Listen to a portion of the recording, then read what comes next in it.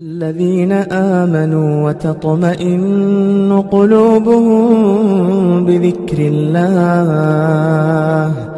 ألا بذكر الله تطمئن القلوب.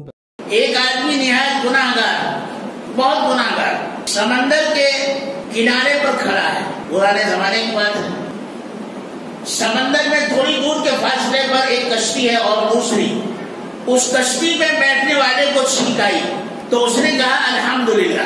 ایک بات یاد رکھیے، حضور اکرم صلی اللہ علیہ وسلم نے ارشاد فرمایا جب چھینک آئے تو الحمدللہ رب العالمین علی کل حال اگر پڑھتے ہیں تو کبھی اس کو گردوں کا درد نہیں ہوتا. الحمدللہ رب العالمین علی کل حال یہ پڑھنا چاہیے. تو حضور نے فرمایا کہ اس کو گردوں کا درد نہیں ہوتا ہے. تو یہ وہاں سے چھینک کی آواز آئی اور الحمدللہ بھی کہا اس نے، چھینکنے والے نے.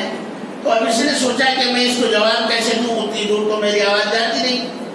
تو انہوں نے یہاں سے 2 آنے میں کشتی کرایہ پر لی اور اس کشتی والے کے پاس پہنچ کر کہا یرحمک اللہ. اب ہمیں اور آپ کو تو عجیب لگے گا، دماغ خراب ہے، ارے یہ سے کہہ دیتا ہے یرحمک اللہ. 2 آنے خرچ کیے. اس زمانے میں 2 آنے بڑی چیز ہوتی تھی. 2 آنے خرچ کیے اور وہاں کشتی کے بعد جا کر کہا، جس کو چھینک آئے گی اس سے کہا یرحمک اللہ، اللہ اللہ آپ پر رحم فرمائے. انہوں نے بھی کہا کہ یہدیکم اللہ.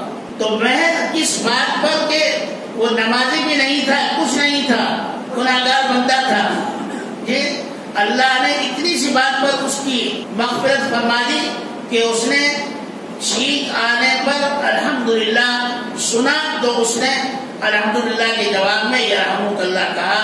اس چھوٹی سی بات پر، اس چھوٹی سی سنت پر عمل کرنے سے اللہ تبارک و تعالیٰ نے اس بندے کی مغفرت